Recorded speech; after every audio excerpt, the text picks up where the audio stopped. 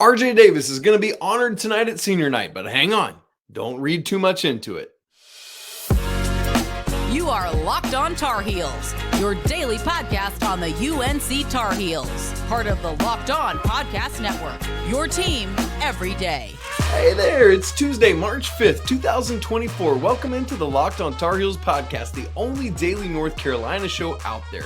I'm your host, Isaac Shade, and I want to welcome you in to get your Tar Heels content every single day. Thanks for making us your first listen or watch. Special shout out to you everydayers who are joining us. This episode is brought to you by Nissan. Are you that kind of driver that likes to push things a little further? You ever wonder what's around the next corner? We'll take the Nissan Rogue or Pathfinder or Armada and go find your next big adventure. Check all of them out today at nissanusa.com.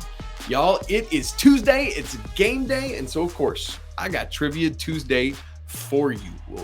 We'll ask it now and we'll answer it later on in the show, so stay with us to find out if you got it right. A win tonight against Notre Dame clinches for North Carolina at least a share of the ACC regular season. If they do that, how many ACC regular season championships would that be for the Tar Heels? And that's combined outright championships or shared championships. All right, answer coming up later on. Before we get into talking about this senior night, look, let's just get this elephant out of the way. It was painful to cheer for NC State Monday night, and we shouldn't have even wasted our time because they did absolutely nothing to help the Tar Heels. Here's the problem. For me, it makes it all the more disappointing that Carolina didn't take care of business earlier this season at Georgia Tech or at home against Clemson or at Syracuse. You win even one of those games, and a win tonight you clinch the outright ACC championship. So now it just means Carolina's got to go on the road to Durham on Saturday and take care of business. Let's do it. Why not? We'll obviously get ready for that later in the week. By the way, there was something encouraging. DJ Burns had an absolute game against Duke. You might recall that Armando had a game against Duke last time. We'll see if that can happen again on Saturday. So end of the day, Carolina still controls their own destiny. But one thing we got to be careful and avoid is that now a lot of people are immediately going to start looking ahead to Duke and saying, oh, well, now that is the ACC championship game for the Tar Heels. Well, sure, but there's business to take care of on Tuesday, first and foremost. Although, as a matter of fact, at the same time, regardless of the Notre Dame outcome, even if Carolina loses tonight, which obviously we hope they don't, a Carolina win on Saturday clinches the ACC outright. Seriously, regardless of what happens tonight. Anyway, on to senior night. Each Monday, Coach Hubert Davis jumps on the ACC conference call, and obviously on Monday, he was asked about senior night for Tuesday. And there were several specific things that he said that I thought it would be appropriate to bring up for us as we begin our conversation today. First off, specific to RJ Davis. Coach Davis said that RJ will be honored as a senior tonight. And I think people hear that and everyone probably loses their minds like, oh gosh, oh no, that means RJ's definitely gone. He's going to be honored. He's a senior. Well, okay. It's been a good ride, but RJ's definitely leaving. Hang on, hold the phone. Don't jump to that conclusion just yet. Why? Well, 2 years ago, Leaky went through senior day activities as a fourth-year senior and decided ultimately to come back and use his COVID eligibility. Last year, Armando Bacot went through senior night activities and decided to come back and use that COVID eligibility. So, look, it's okay. Now, also, Coach Davis also did add that he won't even talk to RJ about that COVID year of eligibility and about coming back until after this year ends. So, hold both of those two things. RJ's going through senior night activities tonight, but so did Armando and Leaky, and they both came back. And also, Coach and RJ haven't even talked yet about whether he'll come back or not. So translation from all of that, here's what I need you to hear. RJ is going to go through senior day activities tonight, but don't read too much into it either way. Leaky and Mondo did the same thing and came back. RJ might do this and leave. RJ might do this and come back. What I'm saying is going through senior night activities alone is not the indicator of his intentions. Does that make sense?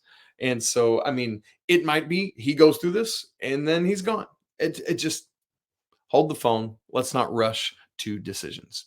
But also just, there's also very just poignant, special moments as you think about this. It sounded like, as Coach Davis was talking about Armando in senior night, it felt like he was getting choked up a little bit.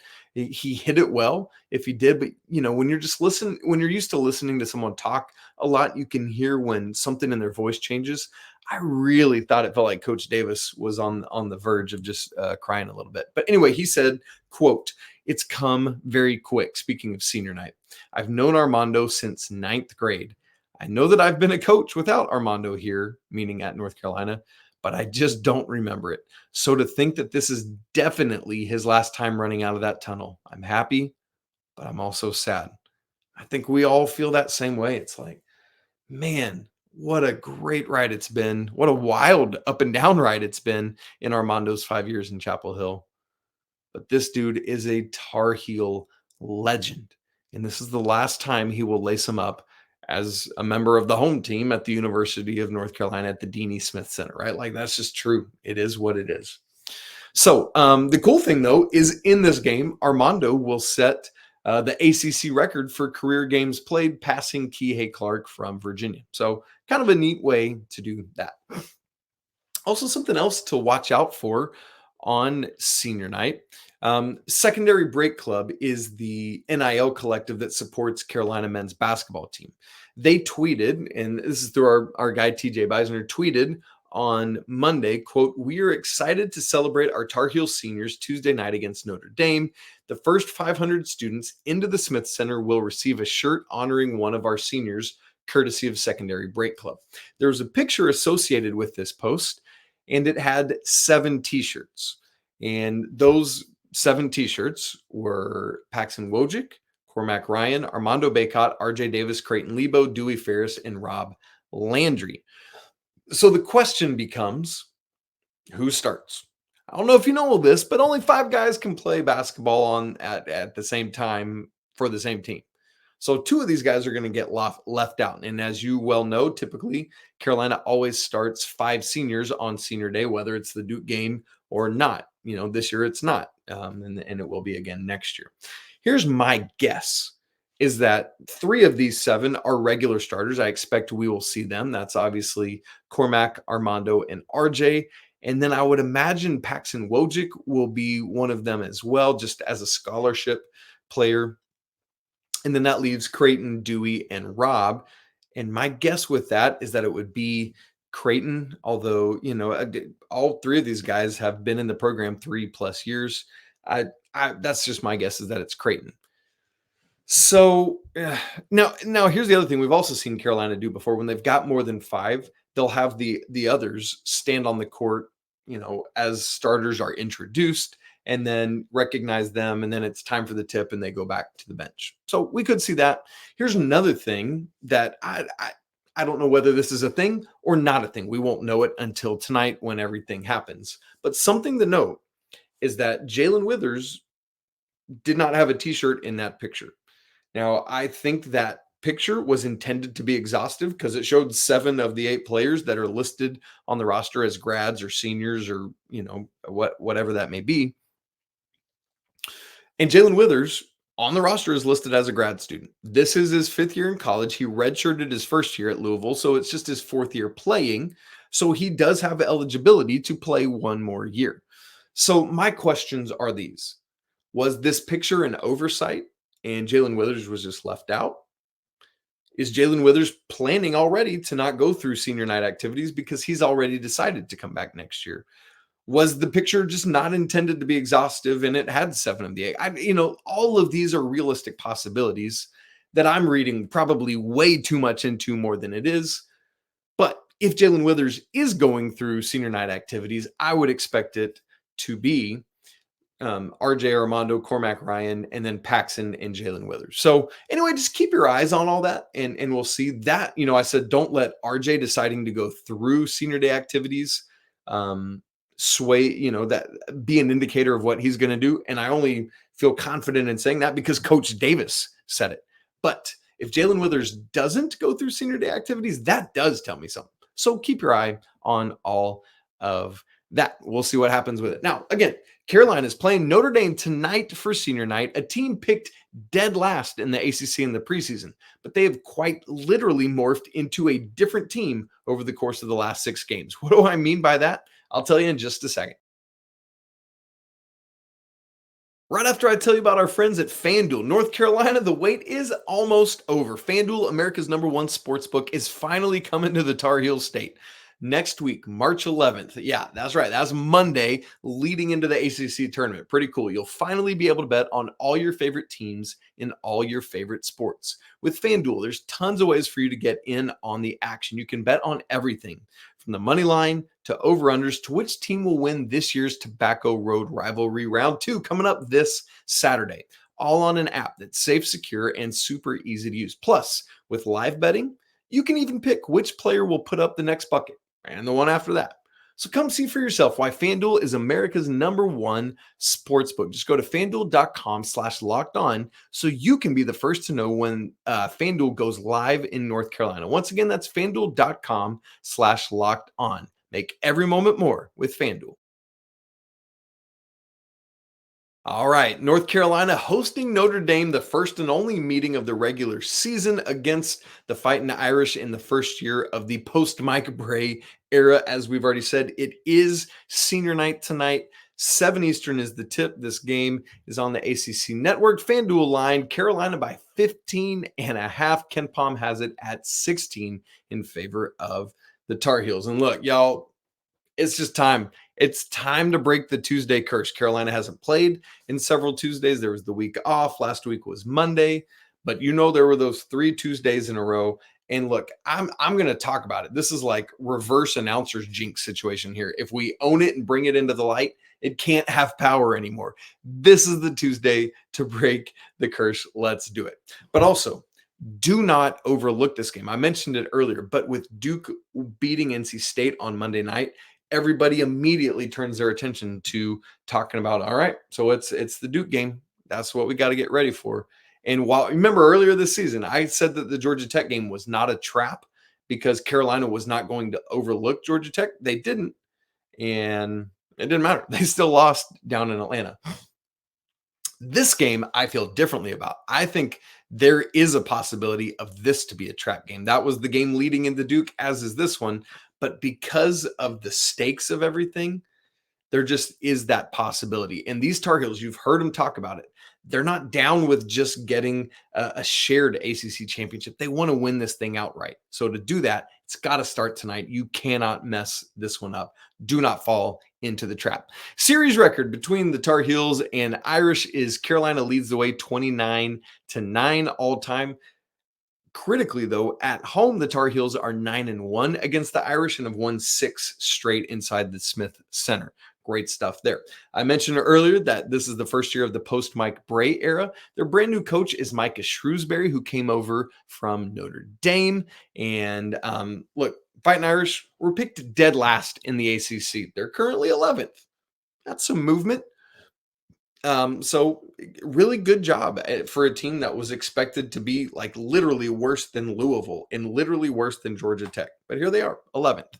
They're 125th in the net. So this is a quad 3 game. Quad 3 at home goes all the way out to 160. So this is very safely a quad 3 game. That means it can't be a quad 4, which would be terribly bad if you play that game and lose it. But also, again, you don't want any quad 3 losses on your resume. Thank goodness right now the Georgia Tech game is still in quad 2. Hopefully it stays there. Fingers crossed. They play on Wednesday, by the way. At Ken Pom at Torvik, Notre Dame is very close in both of theirs. 122 at Ken Pom, 124 at Torvik. Here's what you need to know, basically. The offense is terrible. The defense is great. At Ken Pom, the offense is 262, 266 at Torvik, and defense is 24 at both. What a wide berth, what a wide dichotomy that is between Notre Dame's offense and defense. So really glad Notre Dame has gone on this little run that they've gone on. We'll talk about it here in a second, but that turns this not into a quad 4 game. It is instead quad 3 opportunity. And that's what we need to talk about next. Notre Dame is playing much better of late. They've won 5 of their last 6. They've now won 7 ACC games total. That is far more than I'd say anyone imagined for this team. And of course, that means that Micah Shrewsbury is going to get all due respect. I think Micah Shrewsbury, by the way, is a great coach. But it means because they were expected to be dead last in their 11th, it's like, oh, you went from being awful to sort of slightly not terrible, right? Like, so that's going to get some votes and hopefully not enough to win ACC Coach of the Year because that belongs to Hubert Davis. But here's what you do need to know about this run. They've won 5 out of 6, but 4 of the 5 wins have been at home, and the 5th win while on the road was at Louisville. So it's like really nice run. Like let's call that what it is. But on the road in ACC play, Notre Dame's just 2-6. That's like what Kansas is doing in the Big 12 this year. Isn't that nuts? So that helps. And while Notre Dame is on a little bit of a run, not nearly as good on the road. So that's helpful to know. In terms of who you need to know about, I just want to give you one name. And this man's name is Marcus Burton. He is a freshman and he is a dude. A little 5'11 dynamo, 17.3 points a game to lead Notre Dame. 3.3 rebounds, 4.3 assists, 2 steals. He does have 3.7 turnovers a game, so Carolina can maybe get into him a little bit. I would like to see him bothered with some length, maybe from Seth Trimble, something like that. But I think here's the biggest question we need to ask about Notre Dame heading into this game. What is it that they've been doing that has allowed them to go on this run, that's allowed them to grow and get better and make things respectable down the stretch of the season?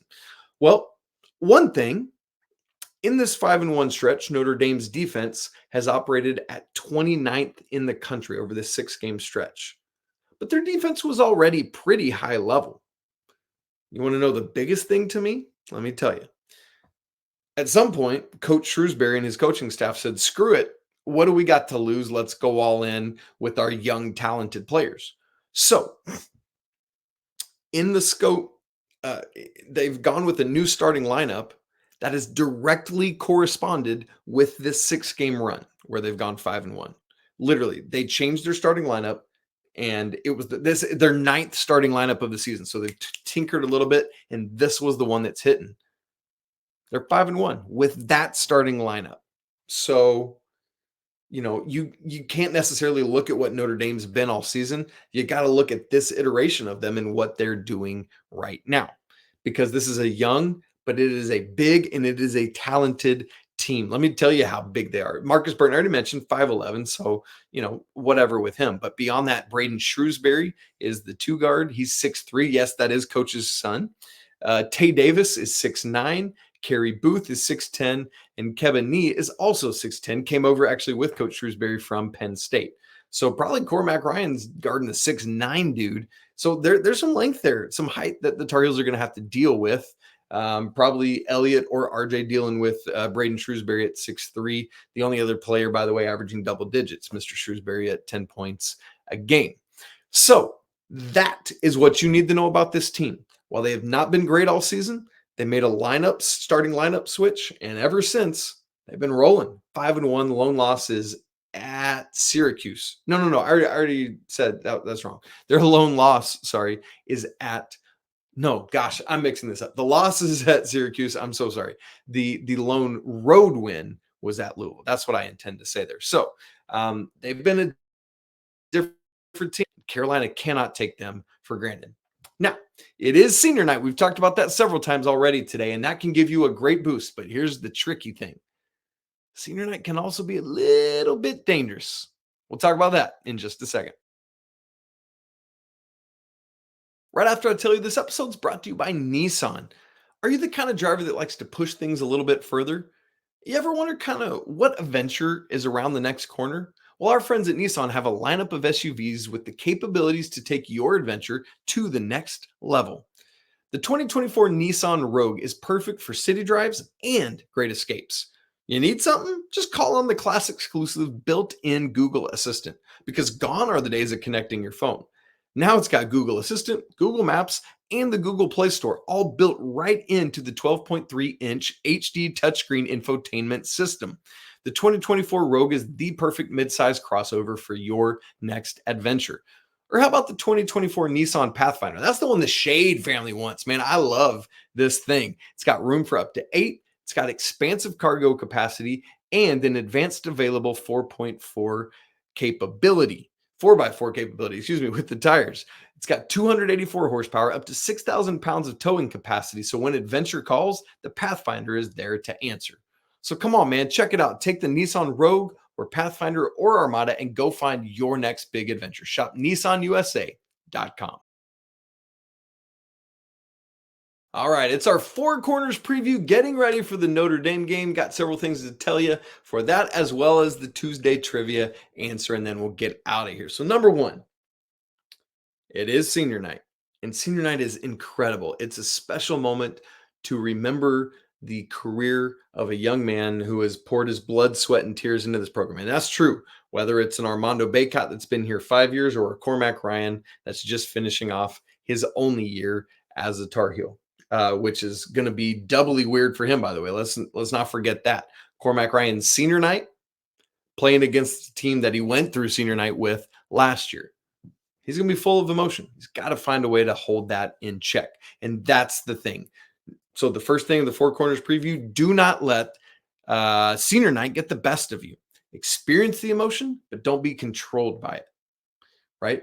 Like, let yourself get into it. It's kind of like the same thing. After you have a big win and you got to flip around pretty quick and get ready for the next game, same thing. Allow yourself to experience that emotion pregame, but have a plan for how you're then going to flip your brain and be ready to go after it in this game. You know, thankfully, no Nate Lashevsky coming at the Tar Heels or Cormac Ryan coming at the Tar Heels. Man, those guys are gone, and one of them is a Tar Heel now. You know, man, I miss Mike Bray. I don't know about you guys. I think he's a great coach. I always think he's funny, and so I miss him. But seriously, Coach Shrewsbury is a great coach. So glad he's part of the ACC. Anyway, as Carolina goes through this night, they're often on senior night, especially like first 4 or 5 minutes of game action, you're pushing really hard. You are like overly exhilarated. And a lot of times it's not even just the seniors. It's the guys who feel the underclassmen who feel the stress of sending the seniors out on a win. And so there's all those kind of moments. So Carolina has to not let this night get the best of them. Number two, Carolina needs to utilize that experience to their advantage. Check this out. North Carolina's 5 starters: 5th-year senior, 5th-year senior, senior, junior, and the 1 freshman. What up, Elliot, Cadeau? Notre Dame starters. Remember what I said: 5th year, 4th-year, junior, freshman. Notre Dame starters: sophomore, freshman.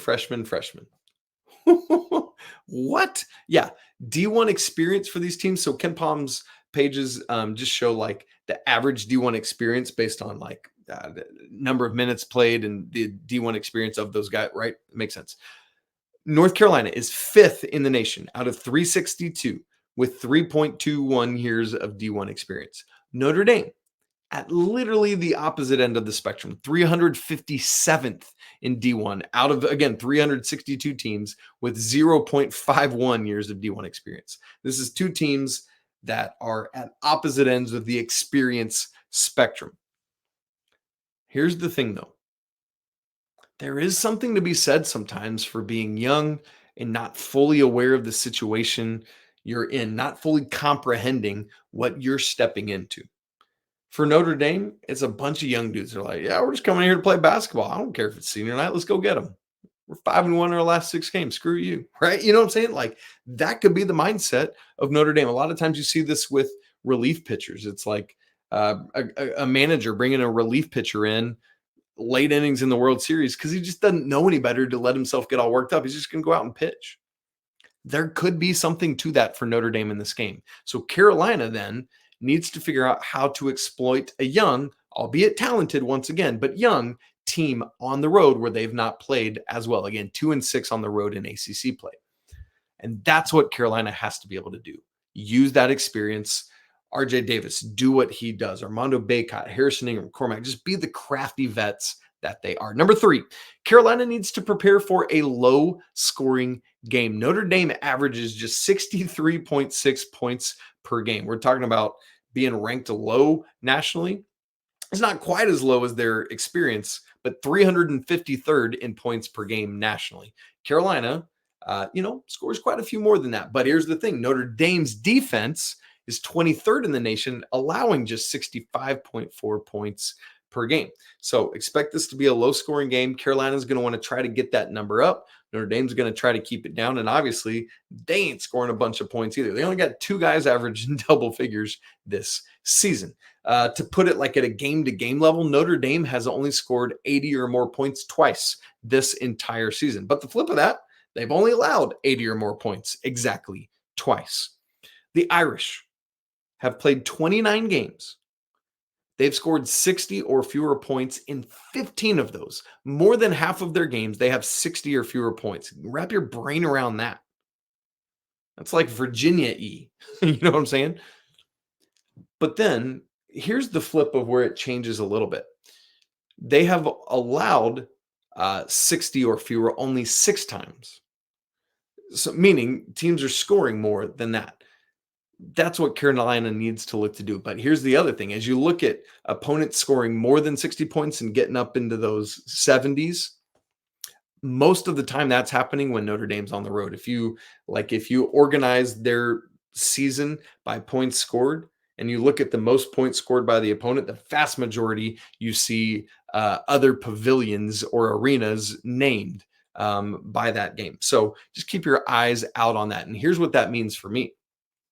The crowd has to matter. The crowd has to be magnificent in this game. And I know it's like, oh, it's Notre Dame. Fine, whatever. No. Don't take this team for granted. Again, you will go out and get beat on senior night. You don't want to do that. Number 4, Carolina is probably going to have to find another way to win other than at the free throw line. Not that they can't get there, but again, same kind of thing like with Notre Dame's defense. They are stingy with not letting you get to the free throw line. They're 25th nationally in free throws allowed per game, meaning they don't allow many free throw attempts, just opponents averaging 15.3 attempts per game.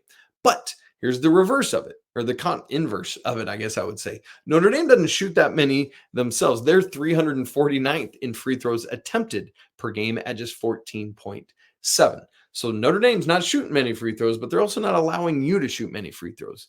I don't want to just sit by and say, okay, fine, we won't shoot many free throws. No. I say force the action.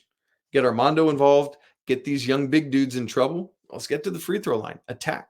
Just like Carolina was doing relentlessly on Saturday against NC State. You love to see that. All right, so there's your Four Corners preview. We're ready for this Notre Dame game. Let's wrap up with the Tuesday trivia answer. Once again, a win tonight clinches at least a share of the ACC regular season championship. How many would that be for the Tar Heels? A combination of shared and outright. The answer? 33. 33 regular season championships for the Tar Heels if they get this win tonight. Crazy stuff. And then obviously, regardless of what happens tonight, a win Saturday guarantees an outright regular season championship. Great stuff. Friends, thanks so much for joining us today. It's been great to be together as always. If you are not part of the Locked On Tar Heels Discord community, come join today so you can make sure to be in the live game thread tonight. And then I'll always let you know when we're going live for our postcast, what time shows are going to be posted, all of that stuff. The link is in the show notes, both on audio and video. It's free to join. We'd love to have you. If you're not already subscribed to the show on video and on audio, super easy to do. If you're watching, just hit that subscribe button. While you're at it, I'd encourage you to hit that bell because you'll get notified when I'm going live for our live postcast like we'll do tonight after the game. If you're watching on YouTube, also smash that like button so we can know you're here. Folks, I want to remind you, it's always a great day to be a Tar Heel. I'll be right back with you tonight after the game, but if not, I'll catch you in the morning on Wednesday when Coach Pat Kilby will be with us. But until then, peace.